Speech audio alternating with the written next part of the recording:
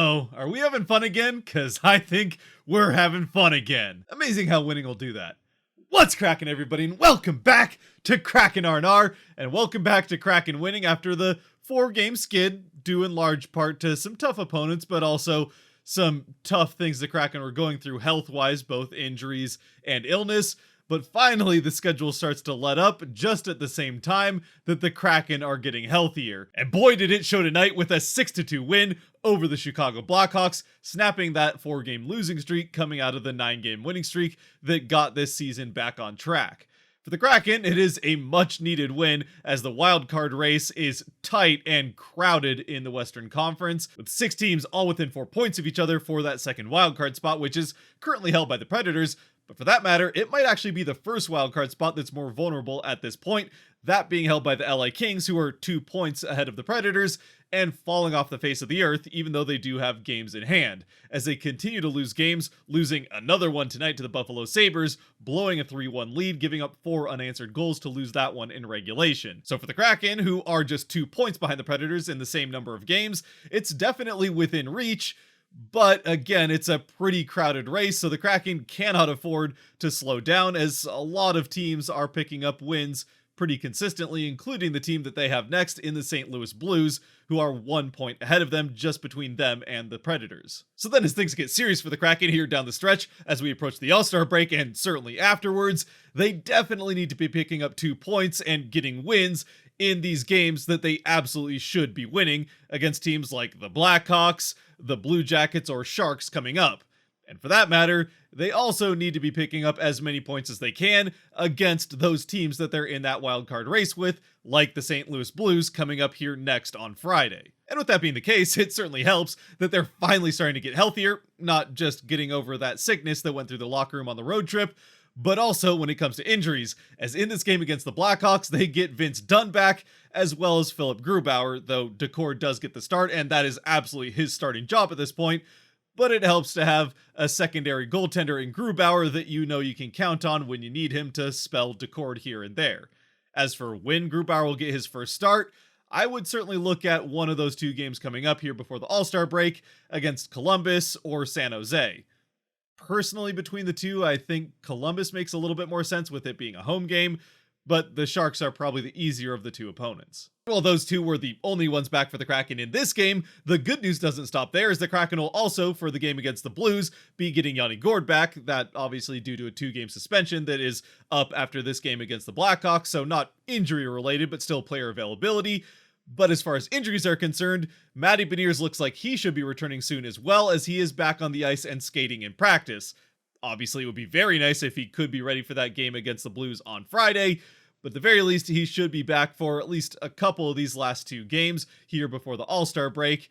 And if the Kraken can get back to full health, they certainly have a very good chance at making a run here in the back half of the season, just like they did in late December and early January. Now, with that being said, even if they are getting healthier, they could still use a little bit of cleanup when it comes to the details and how they're playing these games, especially against the Blues coming up, and then a hard stretch of games that they have right after the All-Star break, which is an extended break for them. They don't play until the 10th of February, so yeah, a lot longer than most teams will have, and they haven't always been the best after long breaks. Either way, it definitely shows in the first few minutes of this game, where thankfully the Blackhawks are not a very good team, in part because their roster just isn't that good in the first place, but they're also very injured on top of that. If it wasn't for that, they may have taken an early lead as things get off to a rocky start for the Kraken. Fortunately, Decor is fantastic in net and shuts down anything Chicago is able to get to the net, which wasn't as much as they really should have, and that's part of being able to take advantage of the mistakes the Kraken are making that the Blackhawks just weren't really able to do in the same way that better teams could.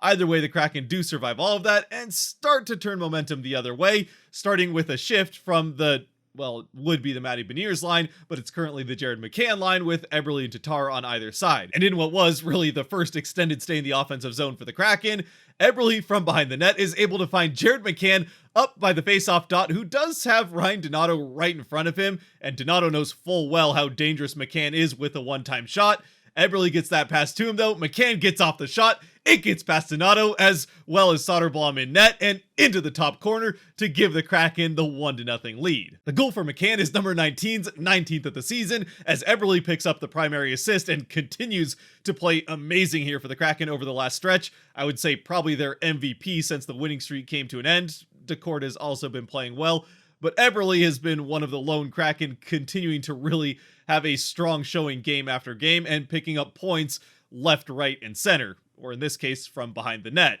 And then Schultz picks up his first assist of the game. He would get another one later on, so a pretty good game from him. And the Kraken are off and running as they start to build some momentum here through the middle part of the first period. And it doesn't take much longer before a few minutes later, they make it count again. This time it's the Wemberg line, which in this particular game, with Wemberg having been all over the place in the lineup over this last stretch and the issues with center depth, missing Beniers for a while and now Gord for a couple games. But in this particular game, he had both Schwartz and Burakovsky on either side of him. And it's those two that end up getting the Kraken their second goal, as Burakovsky, from around the same place that McCann scored, fires off a shot towards the net that isn't actually on net as he's looking for Schwartz on the backside. And while he doesn't get Schwartz's stick, he does get his shin. It bounces off him and into the back of the net, just as it's the end result that they wanted, even if it's not exactly the way they expected to happen. Either way, it's Schwartz with the goal, Burakovsky the primary assist, and the Kraken the 2-0 lead. And oh, by the way, with the secondary assist on this Schwartz goal, it's of course Vince Dunn right back in the scoring sheet in his first game back from the injury that had him miss 4 games, all 4 of the games the Kraken lost.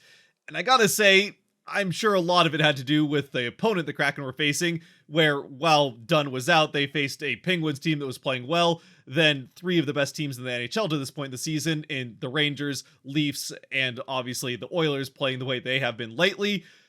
But it also has to be said that the Kraken were breaking out and transitioning through the neutral zone much more efficiently and cleaner than they had in any of those 4 games. I mean, again, the Blackhawks were giving them a lot more space than they had in any of those 4 games, but at the same time, Dunn's presence in the lineup was quite noticeable. Unfortunately, though, this is kind of where the Kraken momentum in this first period came to a screeching halt right about at the midpoint of the period. Maybe not right after this goal, but soon after, the Blackhawks get their first power play of the game. It's one that they very nearly score on a couple of occasions, but Decord comes up with a couple of big saves. The Kraken some nice blocks as well. They're able to kill it off, but the Blackhawks maintain momentum really throughout the entire rest of the first, and late in it, they do manage to cut the lead in half, scoring for the first time on Decord in a game hosted by TNT in quite a while. I don't know why that sprang into my mind all of a sudden, but either way, the Blackhawks do find the back of the net. It's Seth Jones from up by the corner, just fires a shot on. It's tipped nicely in front by Anderson, bounces off the net, and gets past Decord to bring the Blackhawks to within 1 as we go into the first intermission. So all in all, it was kind of an first period for the Kraken. It's still 2-1 at the first intermission, so you like the result on the scoreboard, but against a better team, it definitely could have looked the other way. They certainly gave up better opportunities at their end of the ice, and Decord came up with some pretty big saves, but even outside of the saves Decord made, there were a couple of just straight up missed opportunities by the Blackhawks, turnovers in both ends of the ice by them, and definitely the skill gap showing a bit between the two teams. Fortunately, the Kraken are able, because of Decord's play in net and the lacking talent of the Blackhawks, escape the sloppiness that they had at the start and especially last few minutes of this first period. But it's one where, especially against some better opponents like the Blues I've mentioned a couple of times, it could have gone the other way. Either way, though, the Kraken still do have that lead as we start the second period, and it doesn't take long. In fact, I think just 16 seconds into the second period before that lead gets extended to 3-1. And really not so much to do with the Kraken, it's really the Blackhawks who end up scoring on themselves, as the Kraken do get it into the offensive zone right off the faceoff, Wemberg carrying it down into the corner, where then Seth Jones fights it away from him. And then Seth Jones tries to do the right thing by breaking it out, getting it to, he probably could have not sent it towards the middle of the ice, but either way, he's trying to pass it to one of his own players and get the breakout the other way. Instead, it goes off of his defensive partner in Vlasic's skate, out towards the net through the crease, off the skate of Soderblom, and into the net to give the Kraken the 3-1 lead. Now for the Blackhawks, it's obviously a couple of horribly unlucky bounces and kind of a bit of a depiction of how their season has gone, just insult to injury, rubbing salt in a wound, however you want to call it. It's the type of thing you might have seen go against the Kraken early on in the season with the puck luck they were having in those first couple of weeks or maybe even first month of the season. But they'll happily take that coming back the other way here in this game. And ultimately, it's Wemberg who ends up getting credit for the goal, even though he was the fourth to last person to touch it, with 3 Blackhawks touching this puck after he last had it. Either way, he takes the unassisted goal, and the Kraken the 3-0 lead just 16 seconds into the second period. Then just a couple minutes later, the Kraken get a very good chance to make it 4-1 as they get their first power play of the game and nearly score right away as the puck ends up by the net. Eberle has it, but just can't quite get it around Soderblom or through him in any way. Eventually, that is killed off, and the rest of the second period is... it's more Kraken than it is Blackhawks. They do end up evening up the shots on goal, which were 15-9 in favor of the Blackhawks at the end of the first. But neither team necessarily has any amazing chances to score through the middle of the period, other than, well, I suppose the Blackhawks did have a couple of pretty good chances. They just didn't get them on net. There was one in particular that I think it's Foligno that ends up missing what's basically a half open net. Decord is dead to rights off of a pass they get across on either a 2-on-1 or just a defensive breakdown by the Kraken. It really should have been in the back of the net, but thankfully the Blackhawks aren't very good. It doesn't even end up on the net. The Kraken survive that, and then in the late stages of the second, the two teams trade their second attempts on the power play for the game. The Blackhawks get their shot first, don't score. The Kraken then have their chance shortly after, also don't score. But just as the Kraken power play comes to an end, they're able to get it back down to the other end of the ice into the offensive end, because of course they finished the power play with the puck getting cleared for the millionth time. Either way, in the offensive end, it's Brian Dumoulin of all people with a beautiful pass from along the boards right up by the faceoff circle as he's pinching down. He gets that pass all the way through everybody to the far side, where on the edge of the faceoff circle in the slot, it's Brandon Tanev with the one-timer that he doesn't really get all of, but he does get the heel of his stick on it, which is enough to get that puck on edge, directed towards the net, and it just gets up on edge and rolls right into the corner of the net past the post. The tiny little window that it's able to get past as Soderblom tries to get the other side. It ends up in the back of the net. Tanev picks up his third of the season, and the Kraken do end up with the 4-1 lead. Wait, nope, sorry, I shortchanged Tanev by 1. It's actually his 4th goal of the season, with both Dumoulin and Cartier picking up their 7th assist. And it's a 4-1 lead that the Kraken would carry into the start of the third period, but not maintain for very long, as once again, within the first minute, there's another goal, and unfortunately, this time it's in the back of the Kraken net. And it's partially because Burakovsky ends up taking a penalty on what otherwise would have been a breakaway, so not a terrible penalty to take, but it sends the Blackhawks to the power play within the first 30 seconds, and in the first 8 seconds of that power play, just a beautiful passing play back and forth on its way up to the net, tic-tac-toe, and Foligno finds the net. Really nothing Decord can do about it, just a great passing play by the Blackhawks on a power play that's been struggling pretty mightily, but it looks good here. And just like that, they're back to within 2 with still pretty much the entire third period remaining. And to be perfectly honest, just like the back half of the first period, it's a third period that really could have been played better by the Kraken. I wouldn't necessarily say it was wholly sloppy. Well, it certainly was wholly. Their defense in transition back the other way, back checking, definitely had its holes, but it wasn't... they definitely allow a lot of quantity when it comes to shots on goal back the other way. And again, there were those holes that allowed some quality scattered amongst that quantity as well, which a few minutes in is highlighted by what should have been a 2-on-0 for the Blackhawks as Pitlick gets the puck, and I don't know if he was at the end of a long shift, but he definitely looks a bit winded as he just passes the puck up to Donato for the breakaway, knowing full well that Donato's back in Seattle where he just played the last 2 seasons. They give up the 2-on-0 chance for a Donato breakaway. Donato skates in, and we've seen Donato score in Seattle a number of times on plays just like this, but he gets up to the net and is shut down stonewall cold by Joey Decord. A couple of nice moves by Donato to try and get Decord off his spot, but Decord stays right with it and makes the glove save on the Donato backhand shot. Now, although, as I said, Decord does make the glove save on the Donato breakaway shot, it still ends up rebounding out of his glove and right back into Donato. Fortunately, with Donato's momentum, that carries it into the boards, harmlessly behind the Kraken net, where Schultz is able to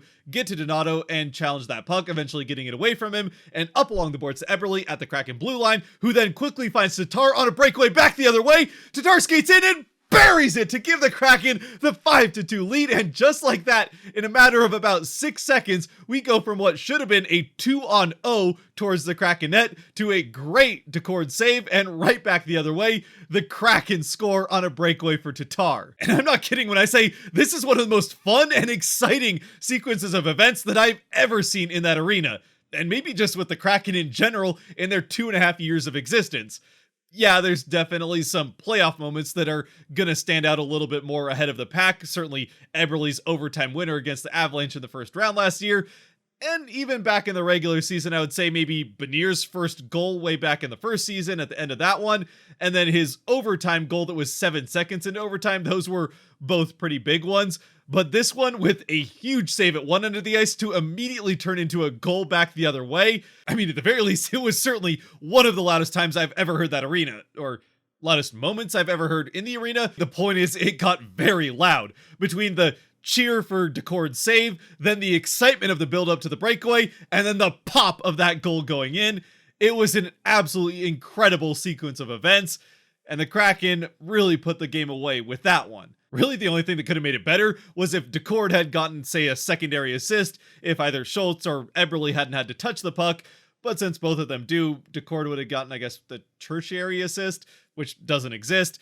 That's the only way I could imagine this being better, is if Decord's save had turned into a secondary assist. An incredible moment for the Kraken. Tatar picks up his 5th of the season, 4th as a Kraken, and both Eberle and Schultz get their second assists of the game.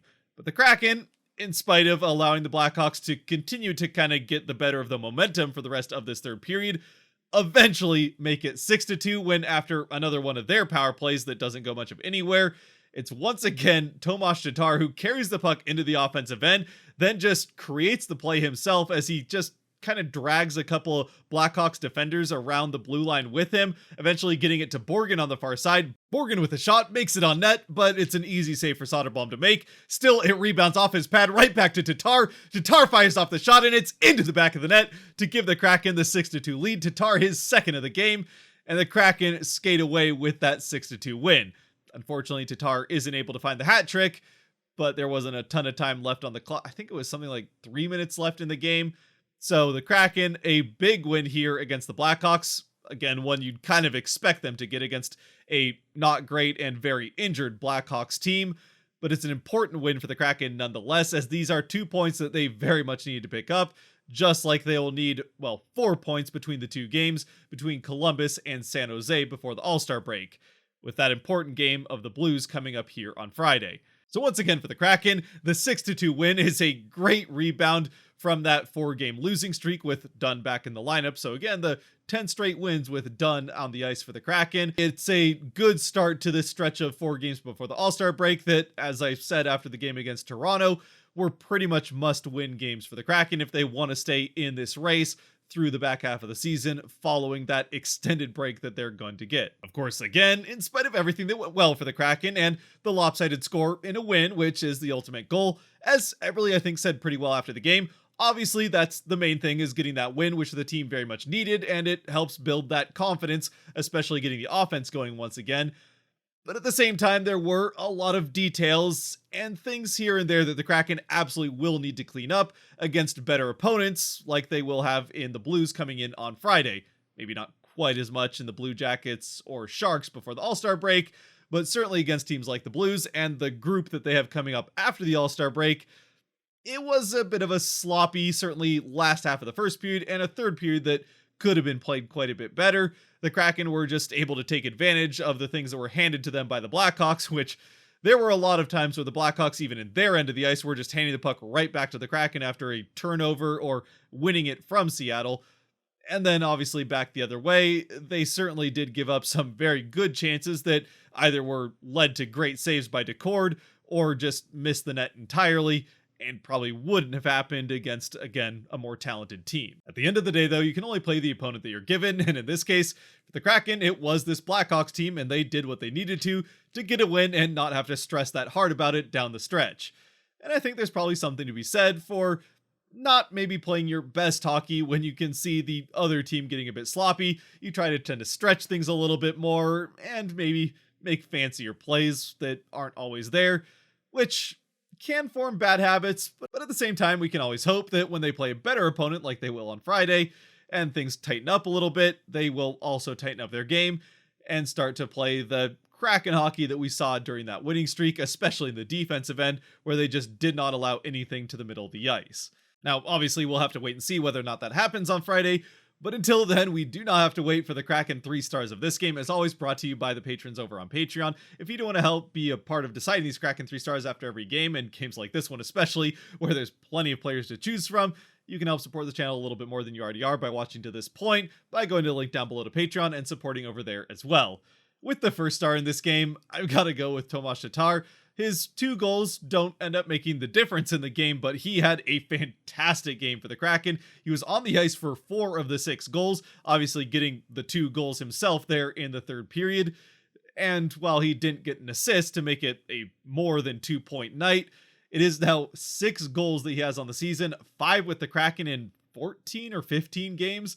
So he's obviously been a big part of this team's success here since he joined, kind of like Tolvanen last year, and has been really meshing well with that top line, Eberle in particular, and McCann for the time being. We'll see what happens, what they do with Beniers. If that line is going as good as it has been lately, it might be hard to put Beniers there and mess up the chemistry that that line's had.